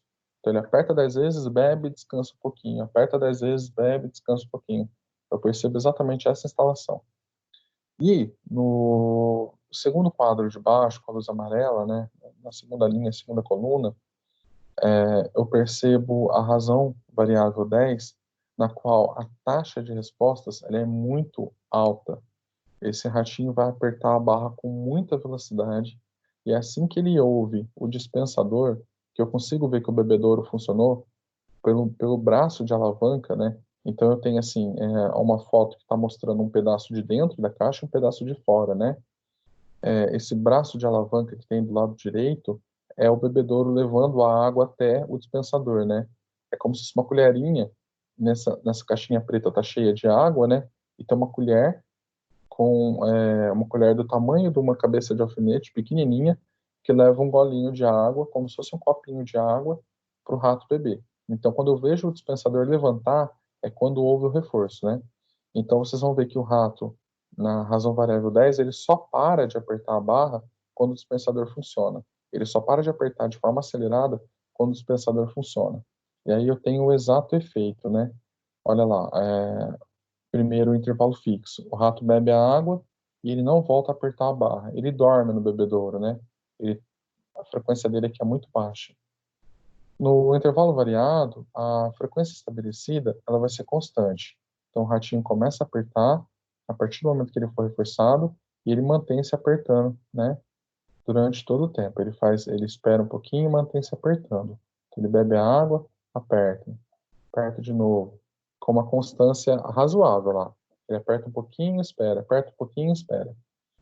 Na linha de baixo, na razão fixa 10, o rato aperta 10 vezes muito rápido, ó. Ele aperta 10 vezes muito rapidinho e bebe. E na razão variável, o rato aperta o tempo todo a barra. Ele fica apertando, apertando, apertando, apertando, até o dispensador funcionar. Quando o dispensador funciona, ele bebe e volta a apertar muito rápido. E aí eu tenho exatamente esse efeito da plasticidade comportamental. Nos esquemas de intermitência de razão, como há necessidade de pressão à barra para que tenha água, o que eu vejo é uma alta taxa de respostas. Nos esquemas de intervalo, como há necessidade de apertar na hora certa, o que eu vejo é uma baixa taxa de respostas, sendo que no intervalo fixo, a taxa de resposta é ainda menor. O rato ele passeia pela sala, ele dá uma volta, ele se coça, exatamente porque não importa a taxa de respostas dele, o que importa é que ele aguarde por um minuto. Então ele aguarda um minuto, aí ele vai até ali e aperta de novo, né? Então ele não tem aquela mesma frequência comportamental. Já na razão fixa 10, o que eu vejo é um rato apertando 10 vezes a barra bem rapidinho e bebendo. Ó. O ganho dele é maior, mais potencializado, se ele fizer dessa forma, né? Então eu tenho esse estabelecimento. O de cima não poderia fazer isso, porque exatamente a barra não funciona. Então, a barra não funcionando no período, coloca em extinção a resposta. E a resposta próxima do minuto é a resposta funcional, que acabou de ocorrer. Né? Já na razão variável 10, o que eu tenho é exatamente o rato apertando o tempo todo. E aí, isso aqui seria feito para vocês, né? Se nós tivéssemos um ratinho de verdade, cada dupla de alunos teria um rato num esquema. E aí vocês teriam que fazer os relatórios e gráficos do ratinho de vocês e depois trocar esses relatórios para poder fazer a comparação entre os diferentes esquemas. O que a gente vai fazer na prática é um rato virtual. A gente vai usar a tela do Sniff, né? Aí a tela do Sniff, ela se assemelha a essa tela. Deixa eu ver se eu consigo encontrar no YouTube uma tela do Sniff para mostrar para vocês como a gente vai fazer quando a gente tiver nossas aulas presenciais, né?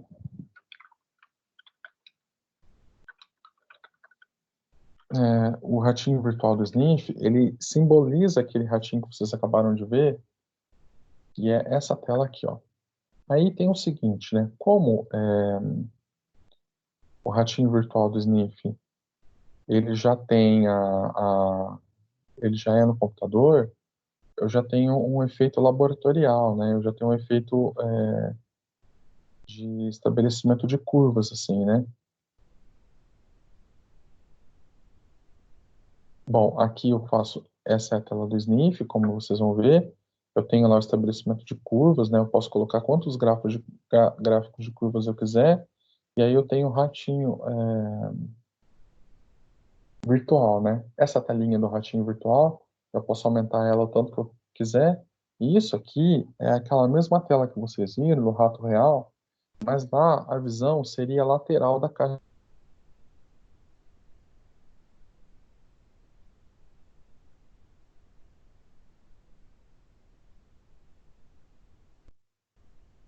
Bom, aqui eu estou olhando da parede esquerda da caixa para a parede direita. Naquela tela que eu vi dos ratinhos se comportando, eu estava olhando da parede frontal para a parede final da caixa, né? Então, o recorte da caixa aqui está diferente. Eu estou vendo de frente o sistema de dispensador. Então, eu tenho a barra aqui eu vejo ele apertar a barrinha e aqui tem o bebedouro, eu vejo ele beber a água. Eu consigo ver dessa forma lá. Ele aperta a barra e no caso é um dispensador de comida, então ele ganha o pellet aqui, né? Ele está no esquema de reforçamento, né? Aqui o esquema de reforçamento é um esquema de reforçamento fixo de razão 3, né? Um esquema de reforçamento intermitente de razão fixa 3. Então ele aperta 3 vezes para ganhar a comida. E é isso que ele faz, né? Ele aperta 3 vezes e ganha comida, aperta 3 vezes e ganha comida. É isso que vocês vão fazer. No nosso laboratório nós temos esse ratinho aqui. Se nós tivéssemos um rato de verdade, a, a, a visão que vocês teriam seria essa daqui, né? É a mesma caixa, mas ao invés de olhar para o painel, o vidro da caixa normalmente fica na lateral da caixa, né? Então, a frente da caixa seria a lateral com relação ao painel, né? E aí, então, eu teria essa visão. É um ratinho, só que eu olharia para ele na forma lateral. O rato virtual ele acaba se aproximando, né? Como o comportamento do rato real é bastante simples, é um animalzinho menos complexo, o rato virtual ele tenta emular o comportamento do rato real. Então ele acaba fazendo algumas coisinhas, ele se coça. É óbvio que é muito mais limitado, né? Mas há alguns ganhos, algumas vantagens e algumas perdas, né? A perda é que eu não tenho a experiência do comportamento real do organismo, né? Mas o ganho é que também eu não preciso submeter outra vida, né, outro bichinho a esse sistema que já está bem estabelecido pela psicologia, né? A gente já conhece isso muito bem, então não há necessidade de estabelecer outro bichinho, né? Submeter outro bichinho nesse sistema.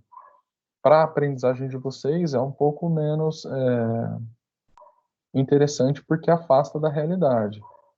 Mas, em termos da vida, assim, pro bichinho é melhor, pro ratinho é melhor, porque não expõe o rato a isso. Uma vez que vocês aprenderem os esquemas de reforçamento, vocês podem fazer isso, por exemplo, com o cachorro de vocês. Tem como ensinar o cachorro a deitar, rolar, ou qualquer outro comando usando reforçamento diferencial. Ofereça uma ração para o cachorro na hora certa, ou um petisco muito apetitoso, que ele gosta, né? Ele gosta, por exemplo, de salsicha, então eu dou um pedacinho de salsicha e vou emitindo um comando para ele. Diante daquele comando eu reforço ou não. Nas aulas a gente pode conversar a respeito. E aí é isso. De esquema de reforçamento a gente tem isso. Esses são os mais importantes, é o que eu gostaria que vocês estudassem, né? Vocês vão observar que a apostila não para aqui. Ela faz as comparações entre os esquemas de reforçamento intermitente e contínuo, e depois ela fala a respeito das contenções limitadas, né? Que são os holdings. Holding em inglês significa segurar, né? Os esquemas de contenção limitada, né? O limited holding, que é um esquema de um esquema intermitente de reforçamento LH, né? Ele é, na verdade, uma variação do esquema de intervalo. Ele aplica uma série de condições pela qual o ratinho ele não pode se comportar fora, né? Então, seria um modelo experimental de autocontrole, né? Então, ele não pode se comportar fora do momento. É só uma variação daquele esquema que a gente já viu de intervalo, né? Mas ele é um modelo experimental que explica como a gente ganha autocontrole.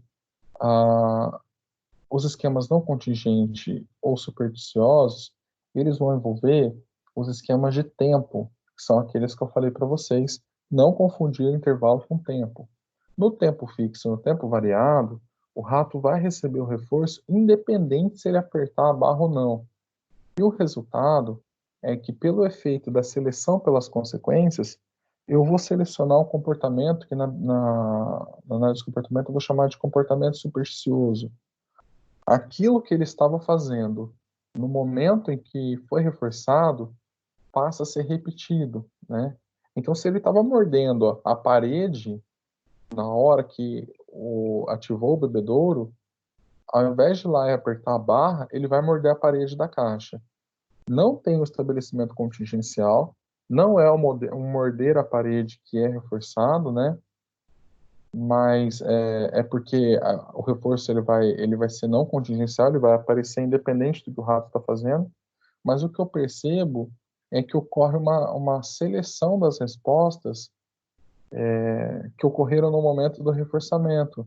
Então ele começa a fazer o chamado comportamento supersticioso, que são coisas que não controlam de fato aquela contingência, mas que são selecionadas pelo efeito da consequência ali, né? No caso, pelo efeito da apresentação do estímulo, né? Não é bem a consequência produzida, mas é o estímulo produzido após a resposta.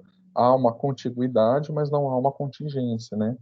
Então, são esquemas não contingenciais. Na prova, não vou cobrar isso nesse momento, tá? Não vou cobrar isso nesse momento. Ao menos não dessa forma.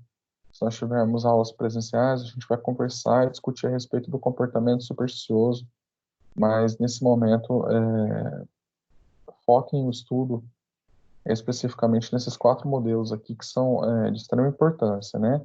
Então, comportamento supersticioso, sobretudo com esquemas de tempo, né? A gente volta a falar isso nas próximas aulas, mas nesse momento não se preocupem. E aí, os esquemas reguladores de taxa de velocidade, que seria o DRH e o DRL, né? DRH é um esquema de taxa alta, o H é de high, né? Alto. Então, ele faz sobre um esquema de razão uma condição na qual o bichinho precisa ficar se comportando muito. Então eu faço ele se comportar com uma taxa alta. E o DRL, sobre os esquemas de razão, são estabelecidas de forma que ele tem um desenvolvimento low, que é baixo. Então ele precisa se comportar de forma contínua, mas ele precisa controlar a taxa dele para ficar dentro de uma condição estabelecida, né? E aí eu tenho o DRO, que seria um esquema de reforçamento baseado em condições alternativas, assim, né? Condições outras que nem alta nem baixa, mas a depender do experimentador. E o DRA também. DRO e DRA, eles são utilizados para a gente estabelecer manejos comportamentais nas quais a precisão da taxa ela é muito importante, tá? Esses modelos DRH, DRL, DRO e DRA eu não vou cobrar na prova, porque são modelos estritamente experimentais. A gente vai ver isso depois no laboratório, tá? Então, nessa parte teórica, não há necessidade de aprender. E são modelos que têm como objetivo exatamente modelar a taxa de respostas para que eu observe os efeitos do controle, né? Na vida prática, nossa, um ser humano ele dificilmente vai estar condicionado nesses tipos de modelos, assim, com controles muito precisos.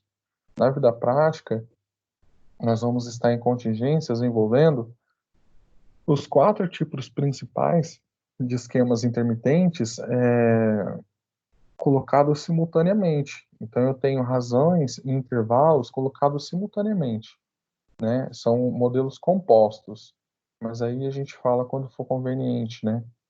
Que são esses esquemas aqui, ó, esquemas compostos. Eu posso ter esquemas múltiplos, nas quais eu coloco muitos esquemas em conjunto, mistos, nas quais eu misturo as características de um e de outro. Eu posso ter encadeados, nas quais ocorre um e outro simultaneamente. O tandem, né, que são esquemas nas quais eu vou fazendo discriminações e encadeando eles, mas a gente fala a respeito desse tipo de esquema quando depois que a gente tiver as aulas de discriminação. E aí eu vou tendo esquemas concorrentes, nas quais o ratinho pode optar por uma barra ou outra, né? Então, nessa barra aqui, ele tem um intervalo variado de 10 segundos, nessa aqui ele tem um intervalo variado de 20, e eu consigo observar uma potencialização da resposta, ele pode optar por uma barra ou por outra, né? Então, ele vai tender a escolher aquela qual ele ganha mais reforços, ou ele pode responder numa e na outra e potencializar o ganho, mas isso tudo se trata de condições experimentais mais aprofundadas que nesse momento a gente não precisa estudar, tá? Então, para vocês saberem que existe, eu explico para vocês essa condição toda depois no laboratório. Mas, nesse momento, o que importa, então, é que vocês estudem até esse momento aqui, ó, intervalo variado, né? Nas comparações entre esquemas de reforçamento intermitente contínuo. E aí, quando começar aqui com o LH para frente, não há necessidade. Eu gostaria que vocês lessem, tentassem entender, mas isso não cai na prova, tá? Não é uma matéria que eu vou cobrar imediatamente. A gente vai ter um momento certo para falar a respeito, que ela é mais aprofundada. Façam esses exercícios, não precisa me enviar, mas saibam que desses exercícios aqui eu vou derivar alguns para a prova. Então, com certeza vai ser daqui que eu vou observar, tá? Então, estudem, façam as compreensões, mas foquem a aprendizagem, sobretudo, nesses 4 modelos. Se vocês entenderem esses 4 modelos bem, vocês serão capazes de entender os próximos, né? Então, se esforcem para compreender esses aqui. E por hoje, eu acho que é isso, né? O guia de laboratório nosso é esse. Quando a gente voltar às aulas, a gente volta com o laboratório, faz essa parte prática, e eu acho que é isso. Alguma dúvida, pessoal? Algo que não tenha ficado claro? Tranquilo? Tranquilo, professor. É um pouquinho mais complexo, mas acho que lendo e vendo melhor fica mais fácil. Tudo bem. Tá ótimo, professora. A mim me ficou uma dúvida de uma palavra que eu não estou entendendo bem, talvez seja para o espanhol ou Tá. português. A contingência se refere ao que Hum, especificamente? tá, deixa eu mostrar no slide. Contingência significa uma relação de causa e efeito, tá? Sempre quando eu falo que algo é contingencial, significa que eu estou relacionando duas coisas. Então, quando eu coloco o paradigma por escrito, né? Paradigma do comportamento operante. Isso daqui, ó, é uma contingência. No caso, é uma contingência de 3 termos. Por que que é uma contingência de 3 termos? Porque aquele contexto é a ocasião para eu me comportar e aquela resposta produz aquela consequência.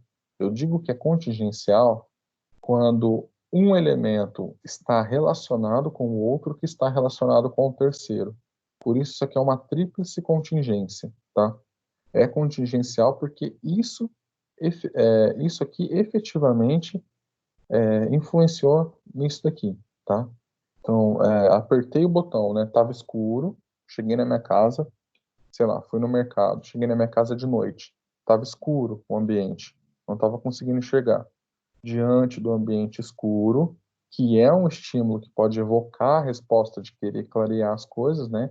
Então, a minha casa escura foi ocasião para eu apertar o interruptor da luz, né? Então, realmente, a casa escura controlou a minha resposta em alguma probabilidade. Aí eu apertei o interruptor e, ao apertar o interruptor, a minha resposta produziu a luz.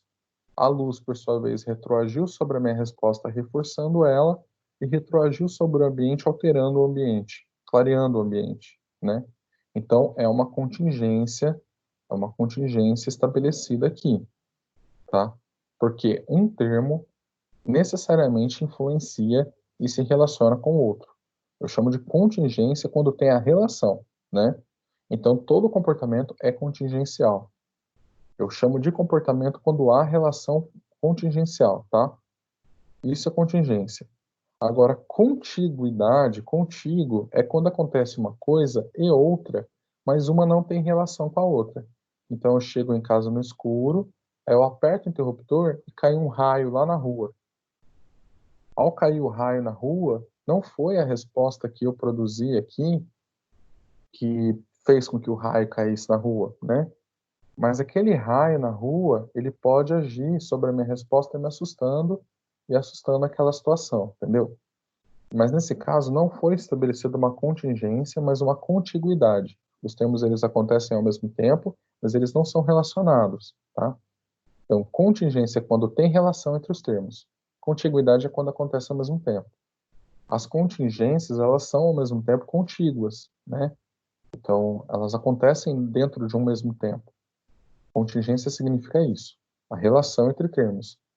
Então, todo comportamento é contingente. Na contingência do comportamento respondente, eu tenho que um estímulo elicie uma resposta. É uma contingência de dois termos, estímulo-resposta.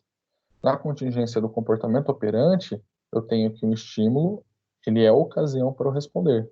E a resposta produz uma consequência. Então, é uma contingência de três termos, né? Por isso, uma tríplice contingência.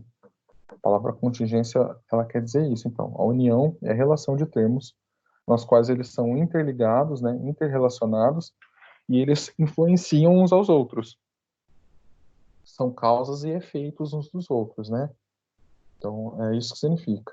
Isso te ajuda de alguma forma, Lia? Sim, sim, agora ficou mais claro. Obrigada, professor. Ah, por nada. Mais alguma dúvida, pessoal? Não, bom dia. Eu não tenho dúvida, professor, mas eu quero te agradecer pelo início da aula aí que eu peguei. Ficou bem mais fácil para entender as outras matérias também e Uhum. entender o AVA, né? Como é que eu vou estudar Isso, melhor agora. isso. Tava bem complicado, mas Aquelas... Ah, pode não, falar. eu consegui fazer, assim, acho que eu Só- consegui fazer as coisas, né? Mas foi bem mais difícil do que é. É assim, o A, você vai se acostumar com ele, é que para a gente, para os professores e para os alunos, às vezes a gente não se recorda dessa dificuldade, porque é como usar o Facebook, assim, né? Depois que todo santo dia a gente entra, a gente acaba decorando. Você também vai passar por isso. É que como você está pegando agora o sistema, talvez esteja confuso. O que é importante é você perceber que ele tem uma série de exercícios, uma série de coisas que não necessariamente você vai precisar entregar por e-mail ou entregar, assim, os exercícios transversais, os exercícios online, eles têm um sistema próprio no qual registra a tua resposta e aquilo já é avaliado, né? E quando for um trabalho presencial, o professor vai solicitar e ele vai dispor no AVA também as formas de entrega. Então, no caso, os meus trabalhos, você vai me entregar no e-mail, né? Aquelas duas instruções que eu te passei. E o Uhum. importante é que você também observe que o AVA, ele funciona como se fosse um catálogo, assim, do teu estudo, né? É como se ele fosse uma espécie de livro mesmo. Que aqui do lado esquerdo eu teria um índice, né, com as minhas aulas. Por que que eu tenho 16 aulas? Porque o meu semestre letivo tem 16 encontros, tá? Normalmente o que a gente tem são 8 aulas por bimestre, então unidade 1 e unidade 2 são relacionadas com o primeiro bimestre, e 4 semanas no mês, né? O nosso mês tem 4 semanas, e aí o segundo bimestre teria mais 4 aulas cada mês, portanto 8 aulas no total. Eventualmente a gente vai ter uma semana aqui que vai ser prova, eventualmente a gente vai ter revisão. Então ele não bate exatamente com a realidade. Às vezes a gente tem feriado. Então, nesses casos, como a nossa disciplina teve muitos feriados e como ela ocorre de quinta-feira e sexta-feira, né, a disciplina de análise do comportamento, as minhas duas turmas estão bastante bagunçadas assim por causa disso. A gente teve 3 semanas de feriado. Então, eu estou aqui na aula 7 com vocês, quando na verdade na semana corrida a gente está na semana 12, né? A gente está já para encerrar, faltam mais 4, 5 aulas pela frente, mas eu estou organizando o material, o conteúdo com vocês, então eu falo de uma coisa aqui, que remete lá atrás. E tem outro detalhe também, que é o seguinte: o conteúdo dentro da psicologia, dentro da filosofia, é um conteúdo circular, assim, como na ciência em geral, ele é desse jeito. Então, tanto faz se você entrar aqui ou entrar lá no começo, você vai acabar revisitando os mesmos tópicos em algum momento do curso. Há uma circularidade, assim. Eu falei com os meninos a respeito do comportamento respondente, mas lá na frente, quando a gente falar a respeito da análise funcional do comportamento, a gente volta a falar do comportamento respondente no nível mais aprofundado. Então, se você entra na análise do comportamento e vê um determinado conteúdo aqui, mais ali na frente você vai revisitar esse conteúdo. Tem esse movimento circular. Só que cada vez que a gente passa por ele de novo, a gente aprofunda um pouco mais. Então, você sempre está fazendo referência a algo que passou. Então, se você pegar de agora do 1 e vier estudando, uma hora você alcança a matéria, né? E é importante que você estude um conteúdo anterior e um conteúdo presente, um conteúdo anterior e um conteúdo presente, para que você consiga nivelar. E aí, sobretudo, a gente tem uma vantagem que esse livro aqui, ele foi escrito com esse propósito didático. E aí, muito convenientemente, o índice dele coincide, né, com os princípios básicos que a gente precisa nessa matéria, coincide com o nosso plano de ensino.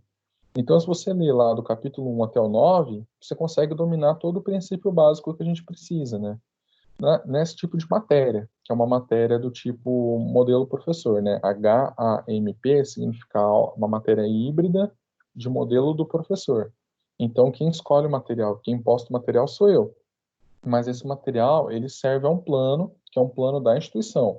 E esse plano da instituição, ele está alinhado com o MEC, que é o Ministério da Educação, e está alinhado também com o Conselho Federal de Psicologia. Então, o que você está aprendendo aqui está dentro do que todos os alunos estão aprendendo também.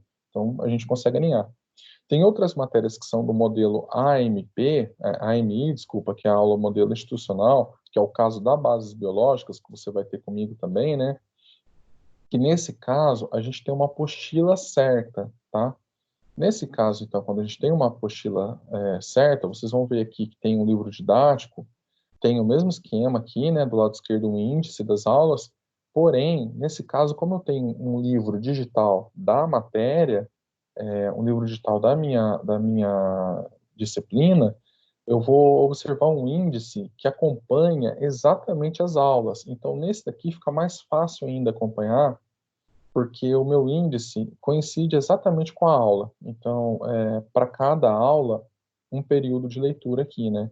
Então, a gente está na unidade 3, por exemplo, a leitura aqui vai coincidir com exatidão aquilo que está ensinado, tá? Então, nesse tipo de disciplina, que é a modelo institucional, eu tenho mais essa facilidade ainda de ter uma apostila. Eventualmente, quando tiver material extra, você também vai encontrar ali no AVA, na disposição do AVA, conforme as aulas, né? Mas essa daqui é ainda mais fácil para estudar. Quando tem um modelo institucional, é ainda mais simples de acompanhar, né?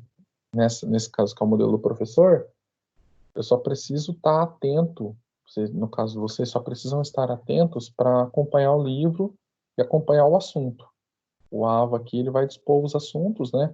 Basta que eu veja os assuntos, e aí, a partir desse assunto, eu posso estudar, inclusive, por outros livros. O importante é que vocês tenham um movimento de protagonismo, sim. No ensino superior,